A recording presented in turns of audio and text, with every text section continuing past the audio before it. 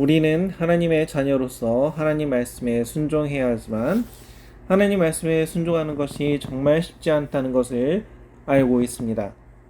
하나님의 계명인 십계명을 보면 대부분의 사람들이 잘 지킬 수 있는 내용입니다. 왜냐하면 그 계명을 어기면 신앙적으로 뿐만 아니라 세상의 법정에서조차 법적인 처벌을 각오해야 할 정도로 무거운 죄이기 때문입니다. 하지만 하나님께서 우리에게 요구하시는 순종이 내가 소중하게 여기는 무엇인가를 포기해야 하는 것이라면 쉽게 순종하기 어려울 것입니다. 따르기 어려운 하나님의 말씀에 순종하는 것이 우리에게 어떠한 의미가 있는지 오늘 말씀을 통해서 함께 나누어 보겠습니다. 오늘 말씀의 본문을 살펴보겠습니다. 우리가 읽은 본문 12장 1절이지만 우리가 함께 나눈 내용은 9절까지입니다. 이 내용은 우리가 너무나도 잘 알고 있는 믿음의 조상 아브라함의 이야기입니다. 아브라함으로 있을 때 여호와 하나님께서 너는 너의 본토 친척 아비 집을 떠나 내가 내게 지시할 땅으로 가라고 명하십니다. 하나님의 이 명령은 아브라함이 하나님께서 약속하신 미지의 땅으로 가기 위해 그가 소유한 소중한 것들을 포기해야 하는 엄청난 믿음의 시험이었습니다.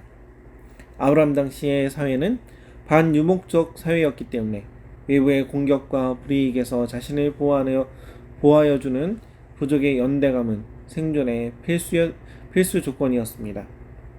게다가 비옥한 소송딸 지역인 갈대아 우르는 성 내부까지 수로가 이어져 있는 상업의 중심지로서 페르시아만으로부터 상선들이 드나들었습니다. 아브라함이 아버지 데라와 함께 갈대아 우르를 떠나던 시기에는 갈대아 우르의 전성기였으며 오늘날 바베탑의 원형으로 가장 완전한 지구라트가 발견된 곳입니다. 갈대아 우르의 복원도를 보면 대리석으로 된 도시와 도시 안으로 배가 드나드는 수로와 지구라트 등이 보입니다.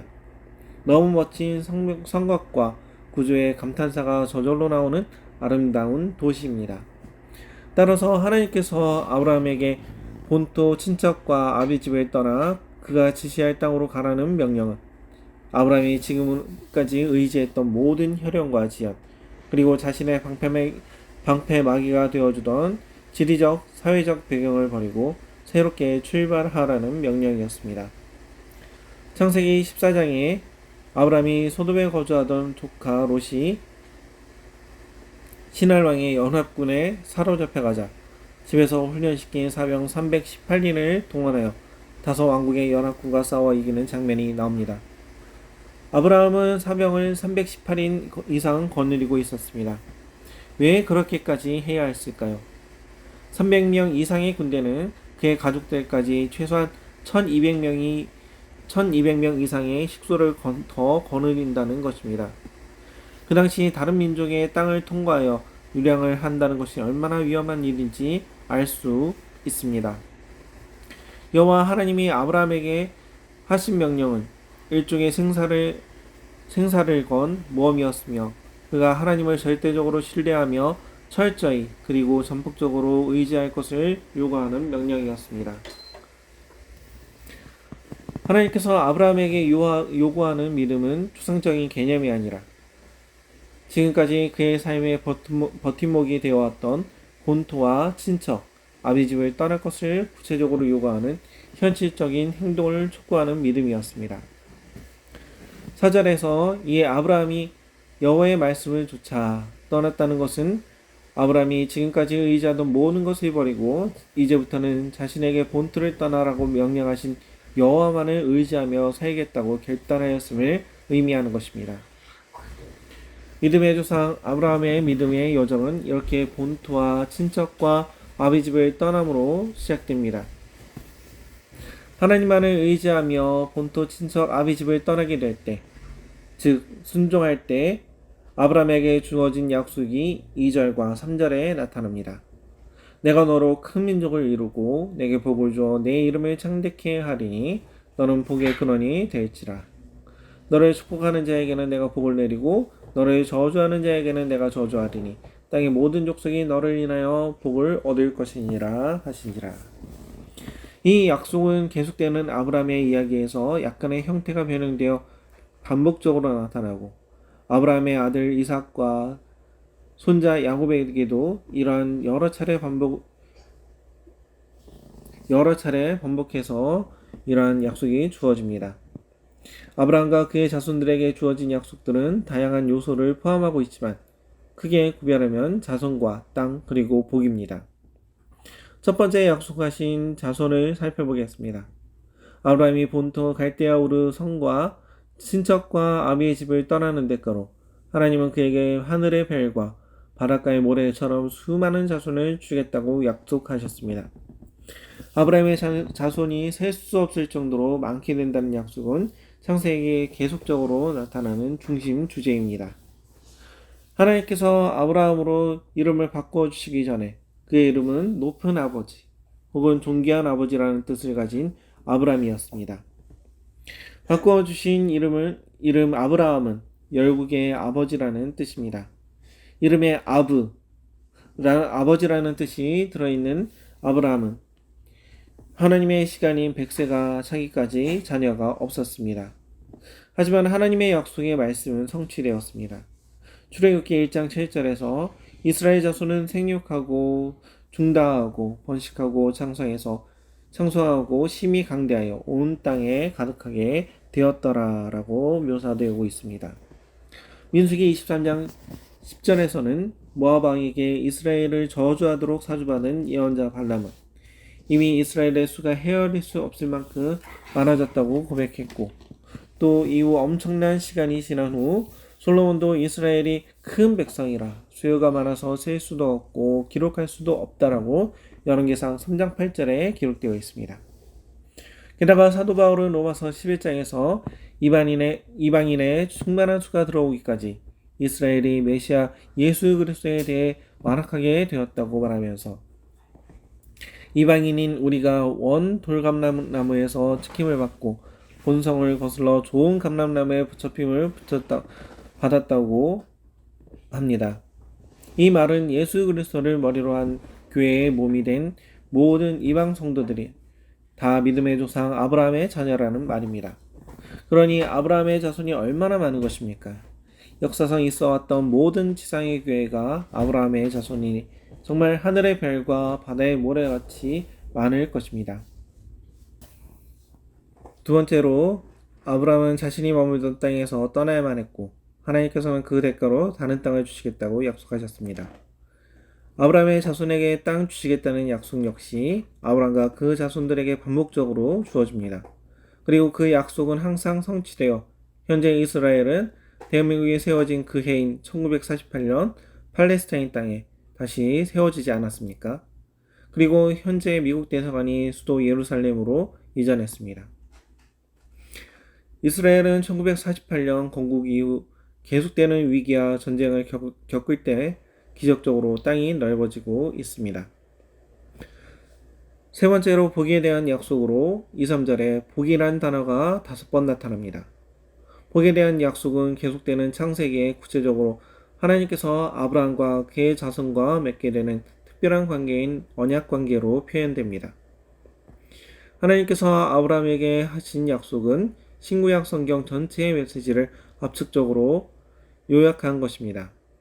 아브라함에게 주신 이 언약의 복은 아브라함과 그 자손인 이스라엘뿐만 아니라 하나님께서 창조하신 땅의 모든 족속에게, 즉 온 인류에게 약속된 복이었습니다. 2, 3절에 다시 보면 너는 복의 근원이 될지라 땅의 모든 족속이 너를 인하여 복을 얻을 것이니라. 하나님께서 아브라함을 부르신 이 사건은 우주적인 구원을 가져오기 위해 죄에 빠진 인간에게 다가오시는 하나님의 은혜의 방편이었습니다. 사도 바울은 갈라디아서 3장 7절에서 9절에 그리고 창세기 12장 2절 3절 아브라함에게 하신 약속이 그리스도를 통하여 성취되었음을 설명하고 있습니다. 갈라디아서 3장 7절부터 9절입니다. 그런즉 믿음으로 말미암은 자들은 아브라함의 아들인 줄 알지어다. 또 하나님이 이방을 믿음으로 말미암아 의로 정하실 것을 성경이 미리 알고 먼저 아브라함에게 복음을 전하되 모든 이방이 너를 인하여 복을 받으리라 하였으니 그러므로 믿음으로 말미암은 자는 믿음이 있는 아브라함과 함께 복을 받느니라. 아브라함은 하나님의 부르심에 순종하여 그의 나이 75세에 하란을 떠납니다. 아브라함이 가나안을 향해 여행을 떠나 마침내 세겜 땅 모래 상수리 나무에 이르렀을 때 하나님께서 아브라함에게 나타나셔서 내가 이 땅을 내 자손에게 주리라고 말씀하시자 아브라함은 자기에게 나타나신 여호와를 위하여 그곳에 단을 쌓습니다. 그는 또 베델 동편 산지로 옮겨 장막을 치고 그곳에서도 여호와를 위하여 단을 쌓고 여호와의 이름을 부릅니다. 약속의 땅 가나안에 들어간 아브라함의 최초의 행위는 여호와를 위하여 단을 쌓는 일이었습니다. 아브라함은 그의 장막을 옮길 때마다 자기의 길을 인도하신 하나님께 대한 감사와 계속적인 하나님의 인도를 바라며 최우선적으로 하나님께 예배를 드렸습니다. 하나님의 말씀에 순종하는 사람은 하나님과 함께 동행하는 사람입니다. 아브라함은 하나님의 말씀에 무조건적 순종을 했습니다. 앞서 말씀드렸듯이 그의 행동 기반에는 하나님을 향한 믿음이 있었던 것입니다. 여호와만을 의지하고 살겠다고 결단했기 때문에 그는 그가 가는 곳마다 하나님께 예배를 드린 것입니다. 여러분은 그렇게 사실 수 있습니까? 이름은 아버지란 뜻이 들어있고 나타나실 때마다 자손해 주신다는 하나님은 아브라함이 마른 나뭇가지처럼 될 때까지 자녀를 주시지 않았습니다. 게다가 땅을 주신다고 했지만 살아생전 땅이라고는 아내가 죽었을 때 돈 주고 산 묘지밖에 없었습니다. 복을 주신다고 했는데 사랑하던 조카와 다투다 소돔으로 들어간 조카를 소돔상이 멸망하던 날 잃어버렸습니다.